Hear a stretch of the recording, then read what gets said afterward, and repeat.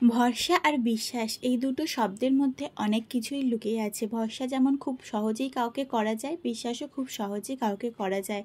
আবার কারোর থেকে ভরসা আর বিশ্বাস উঠে গেলে সেটাকে ফিরিয়ে আনা অনেকটাই কঠিন। তো এই ক্লায়েন্টটা আমাকে ভরসা আর বিশ্বাস করে চলে এসেছিলো সোজা আমার বাড়িতে। সেদিনকে আমার কোনো অ্যাপয়েন্টমেন্ট নেওয়া ছিল না, যথারীতি আমার বাড়িতে বেল বাজে।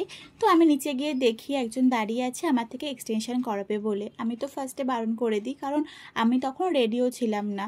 তো ও বলে তুমি রেডি হয়ে আসো, আমি ততক্ষণ ওয়েট করছি। তো কাজ করার পর কাজ করতে করতে আমি জানতে পারি ও এসেছে নবদ্বীপ থেকে অনেকটাই দূরের একটা জায়গা থেকে। প্রায় নবদ্বীপ থেকে 5-6টা স্টেশন দূরে ছিল ওর বাড়ি। নবদ্বীপে এসেছিল সে কিছু কেনাকাটা করতে। এসে হঠাৎই জানতে পারি নবদ্বীপে এক্সটেনশন দেবশ্রী বলে কেউ একজন ভালো করায়। তো তার কথাতেই চলে এসেছিল আমার বাড়িতে এক্সটেনশন করাতে। সে আমার কোনো রকম ফটো দেখেনি, কোনো রকম কাজের কোনো ভিডিও দেখেনি, কোনো রকম রিভিউ দেখেনি। এই যে এই বিশ্বাস আর ভরসাতে আমার কাছে চলে এসেছিলো এক্সটেনশন করাতে, এটা আমার কাছে অনেক বড় পাওনা।